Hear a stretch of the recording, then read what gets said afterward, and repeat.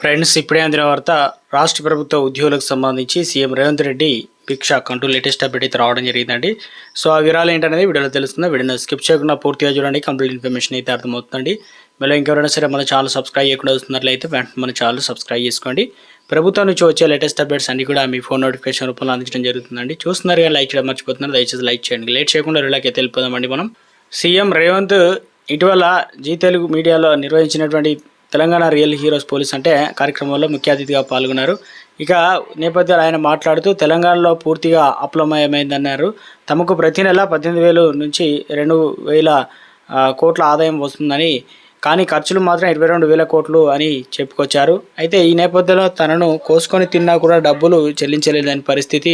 గత సర్కారు తీసుకున్నటువంటి అప్పులకు మిత్తులు కట్టుకుంటూ వస్తున్నామన్నారు. ఇలాంటి సమయంలో ఉద్యోగ సంఘాలు ఆర్టీసీ సమ్మెలు అంటూ ప్రభుత్వాన్ని కారణం చేస్తున్న పనులు మానుకోవాలన్నారు. ఇతర రాజకీయ పార్టీల చేతుల్లో పావులుగా మారొద్దన్నారు. ఈ నేపథ్యంలో ప్రస్తుతం రేవంత్ చేసిన వ్యాఖ్యలపై తెలంగాణ ఆర్టీసీ ఉద్యోగులు భగ్గుమంటున్నాయి. దీనిపైన తాజాగా ఉద్యోగ సంఘ నేతలు రేవంత్కు గట్టిగానే కౌంటర్ అయితే ఇస్తున్నారన్నమాట. తాము బోనసులు అడగట్లేదని, సంక్షేమ పథకాలు ఆపి జీతాలు పెంచమనట్లేదని ఎద్దేవా చేశారు. మాకు న్యాయం రావాల్సినటువంటి డిఏలు, తమ శాలరీలు నుంచి దాచుకున్నటువంటి జీపీఎఫ్ సొమ్ములు మాత్రమే మాకు ఇవ్వాలని కోరుతున్నామని ఉద్యోగ సంఘాలు చెప్పుకొచ్చాయి. అయితే 14 నెలలుగా ఇవ్వని రిటైర్మెంట్ బెనిఫిట్స్ అడుగుతున్నామని, బదిలీలు చేపట్టాలని కోరుతున్నామని కూడా ఉద్యోగ సంఘాల నాయకులు అయితే అంటున్నారు. తమతో మాట్లాడేందుకు ప్రభుత్వం కనీసం 1 గంట కూడా కేటాయించలేదన్నారు. సీఎం రేవంత్ చెప్పేవన్నీ అసత్యాలని మండిపడుతున్నారు. తమ 57 డిమాండ్లలో 45 ఆర్థికేతర డిమాండ్లు కూడా చెప్పుకొచ్చారు.